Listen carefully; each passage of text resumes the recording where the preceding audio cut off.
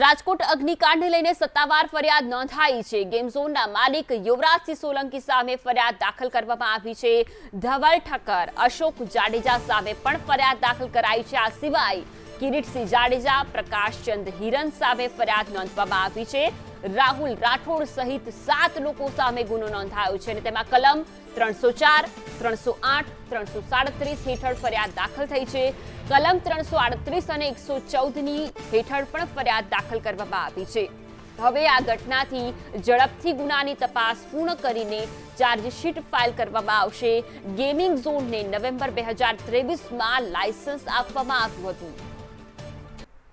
Rajkot police commissioner Raju Bhargav સવાલોથી ભાગ્યા છે। સંદેશ ન્યૂઝ તરફથી સવાલો પૂછવામાં આવ્યા। સવાલોના સંતોષકારક જવાબ સીપી નથી આપી શક્યા।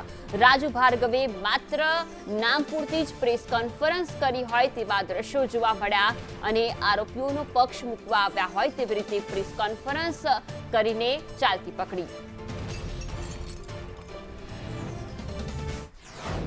टीआरपी गेमिंग जोन में लगभग सांजे 5:30 वागे આગના બનાવ બન્યો હતો અને આ બધી કાર્યવાહી પછી સ્થળ ઉપરથી આપણે 27 જેટલી ડેડ બોડીઝ રિકવર થઈ હતી અને આ બધા ડેડ બોડીઝના સિવિલ હોસ્પિટલમાં ડીએનએની કામગીરી કરી અત્યારે આ ડીએનએ મેચિંગની કામગીરી એફએસએલ ગાંધીનગર ખાતે ચાલી રહી છે।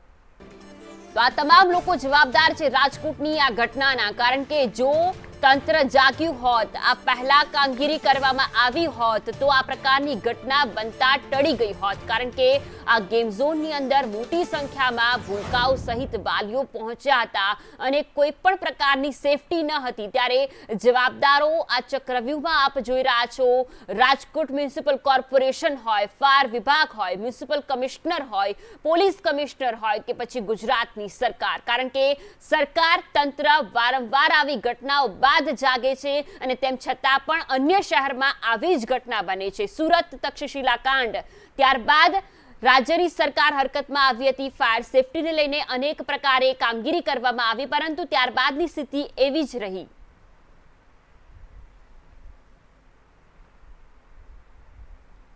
રાજકોટના ટીઆરપી ગેમ ઝોનને લઈને મોટા ખુલાસાઓ થયા છે। ટીઆરપી ગેમ ઝોનના ઓપનિંગમાં ઉચ્ચ અધિકારીઓ પણ હાજર જોવા મળ્યા। આઈએએસ અને આઈપીએસ અધિકારી ઓપનિંગની અંદર હાજર જોવા મળ્યા। તત્કાલીન કલેક્ટર અરુણ મહેશ બાબુ પણ ઓપનિંગની અંદર હાજર રહ્યા હતા। તત્કાલીન એસપી બલરામ મીણા પણ ગેમ ઝોનના ઓપનિંગમાં હાજર જોવા મળ્યા। મનપા કમિશનર અમિત અરોરા પણ હાજર હતા। ડીસીપી ઝોન 1 પ્રવીણ મીણા પણ હાજર હતા। ઓપનિંગમાં આ તમામ લોકોએ હાજરી આપી અને ત્યારબાદ સાથે ફોટો પણ પડાવ્યા હતા।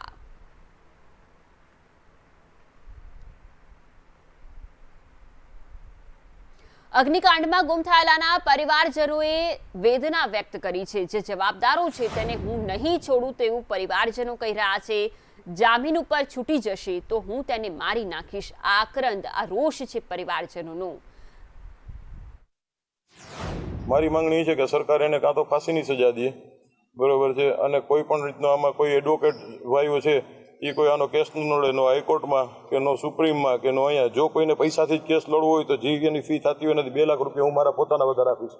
બીજું મારે કોઈ સરકારી સહાય જોતી નથી। મીડિયાની હાજરીમાં મને જે સરકારી સહાય મળશે, જેને જરૂરિયાત છે એનું આપી દઈશ। બીજું, જો આ લોકો એક જાતની એને સજા પડી કે એ લોકોને ફાંસીની કે 100 કોઈ પણ એને સજા પડી, સજા પહેલાં જો એના જામીન મંજૂર થયા તો હું બધાને મારી નાખીશ।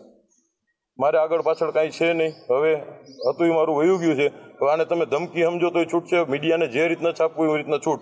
જો આ લોકો જામીન ઉપર છૂટ્યા એટલે હું એકને જીવતા નહીં। જેમ અમારા કોઈ પરિવારના ઓળખ પરેડ નથી થતી ને એમ આ કોઈને ઓળખ પરેડ હું નહીં થવા દઉં। આ લોકોને કડકમાં કડક સજા થવી જોઈએ, નહીંતર આ લોકો દર વખતે આવી રીતના એક દી મોરબીની પુલની ઘટના બને છે, એક દી બોટ ઊંધી વળી જાય છે, એક દી એવી રીતના ફાયર વળી જાય તો કોઈના દીકરા છે, કોઈના છોકરા છે, કોઈનું ફેમિલી છે, 5-5 જણા વયા જાય છે, છતાં એવી કઈ વસ્તુનું એક્શન લેવાતું નથી। અને હવે સરકાર એક્શન ન લે તો હવે પબ્લિક એક્શન લેશે ને હું તમને લઈને દેખાડીશ। જો એના જામીન મંજૂર થાય, બરોબર છે, અને નો હું પૂરા કરી દઉં તો હું મારા બાપના પેટનો નહીં। રાજકોટ અગ્નિકાંડે અનેક પરિવારોના વાહસોયા છીનવ્યા છે। 20 વર્ષની દીકરી આશા કાથડનો પરિવાર કલ્પાંત કરી રહ્યો છે। રડતો કકડતો પરિવાર પોતાની વાલસોઈ માટે વિલાપ કરી રહ્યો છે। તમારી જ ભૂલ છે, આમાં સરકારની જ ભૂલ છે. હું એમ કહું છું કે તમે ચેક નથી કર્યું એટલે આવી ઘટના બની. કોઈ ધ્યાન જ નથી રાખતા મેડમ એમાં, બરાબર. એની બેદરકારી છે મોટી, બરાબર છે. અને એનું કારણ છે કે એના ઘરનું માણસ નથી ગયું, અમારા ઘરનું ગયું છે, તો પ્રોબ્લેમ અમને વધારે હોય, એને ના હોય. હા, એ કર્મચારી તો એના કામ કરે, એને તો શું છે. ફાયર વિભાગના સાધનો હોવા જોઈએ, કોઈ એમ્બ્યુલન્સ હોવા જોઈએ, કારણ કે અહીંયા નાના બાળકો ને એવા બધા જ ત્યાં હોય છે, તો આવી બધી સુવિધા ત્યાં હોવી જોઈએ ને, કમ્પલસરી હોવી જ જોઈએ. વિભાગના હોય છે ને એ પાઇપલાઇનું એમને અલગ જ પડ્યા છે, ચાલુ જ નથી, ખાલી દેખાવના જ છે, બાકી કોઈ રીતના છે જ નહીં. પહેલા તો મેડમ એવી વાત છે કે કામગીરી ચાલુ હોય ત્યારે કોઈ ખતરાવાળી વસ્તુ ત્યાં ના હોવી જોઈએ. તો 2000 લીટર પેટ્રોલ હતું, 2000 લીટર ડીઝલ હતું અને પ્લસ ગેસ હતો, વેલ્ડિંગ ચાલુ હતું. આ એની રાજકોટ અગ્નિકાંડમાં એક્સક્લુઝિવ સમાચાર સામે આવી રહ્યા છે. ગેમ ઝોનના માલિકો લોકો પાસે ફોર્મ ભરાવતા હોવાની માહિતી સામે આવી રહી છે. આ ફોર્મની અંદર ઉલ્લેખવામાં આવ્યું છે કે જો કોઈ દુર્ઘટના થાય તો હું જવાબદાર છું તેવા ફોર્મ પર સહી કરાવવામાં આવતી હતી. લોકો પાસે પહેલાથી જ મોતનું ફોર્મ ભરાવવામાં આવતું હતું. જો પણ કોઈ દુર્ઘટના સર્જાય તો જવાબદારી અમારી નહીં રહે તેવું આ ફોર્મમાં ઉલ્લેખ કરવામાં આવ્યો હતો અને તેમાં સહી પણ કરાવવામાં આવતી હતી.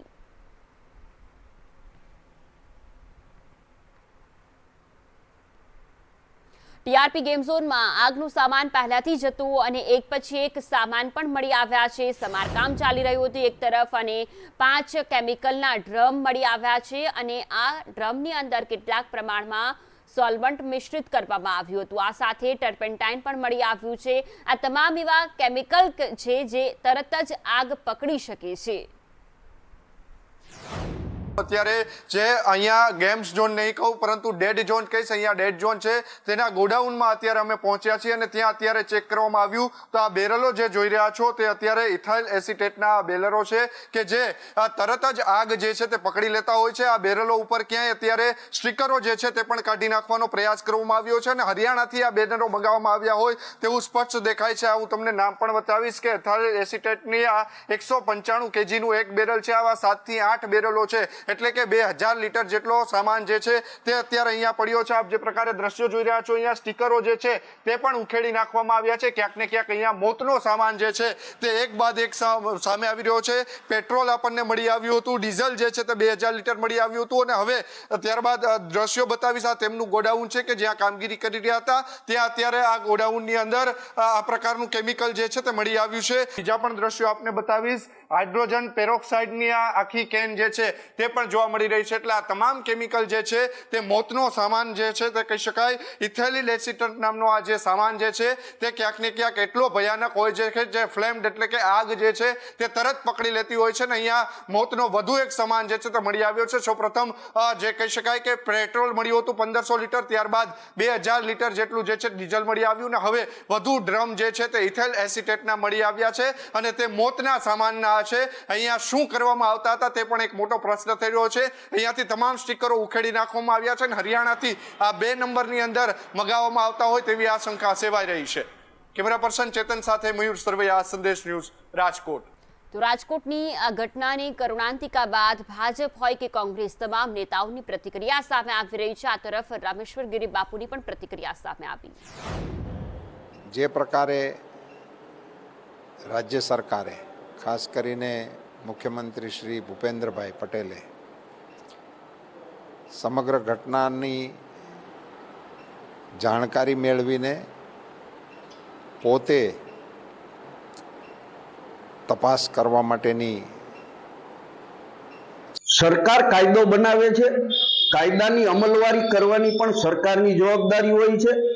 જેટલા આ ગેમ ઝોનના માલિકો જવાબદાર છે એટલા જ સરકારી અધિકારીઓ કે જેમને બેદરકારી દાખવી છે એવા તંત્રના લોકો સામે પણ સરકારે કાયદેસરની કાર્યવાહી કરી દાખલો ગુજરાતના રાજકોટ શહેરની અંદર એ ફૂલ બધા જ ગેમ ઝોનની અંદર કૂદી રહ્યા હતા, રમી રહ્યા હતા અને એવા સમયે ભીષણ આગ લાગી અને એમાં કુલ 28 જણા પરમધામમાં પહોંચી ગયા. આપણે હૃદયથી એ જીવાત્માને ભગવાન શિવ એના ચરણમાં વાસ આપે.